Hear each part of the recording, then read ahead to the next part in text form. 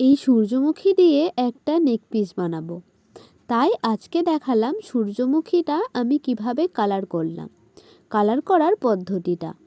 সূর্যমুখী ফুল কিভাবে আমি মেকিং করেছি সেটা আর দেখাইনি, কারণ আমি নিজেই প্রথমবার এটি করেছিলাম।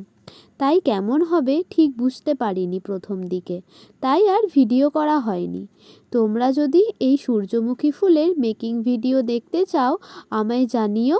আমি এর পরের ভিডিওতে কিভাবে এই সূর্যমুখী ফুল বানালাম সেটি দেখানোর চেষ্টা করব।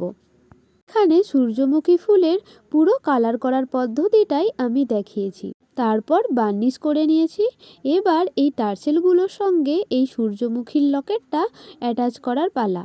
টার্সেল আর কটন বল কিভাবে বানায় সেগুলি তো আমি এর আগের ভিডিওগুলোতে দেখিয়েছি। তোমরা যদি আবারও দেখতে চাও আমায় জানিও, আমি এই সবের ভিডিও আবার নিয়ে আসার চেষ্টা করব। আর এই টার্সেলগুলো কিভাবে অ্যাটাচ করলাম সেটাও দেখানো আছে। এবার তোমরা সবাই দেখে জানিও তো আমার এই সূর্যমুখী ফুলের এই লকেট তার সঙ্গে এই পুরো নেক পিসটা কেমন হয়েছে। আজকে তবে এই পর্যন্তই, দেখা হচ্ছে এর পরের ভিডিওতে। আজকে তবে আমি আসি, তোমরা সবাই খুব ভালো থেকো।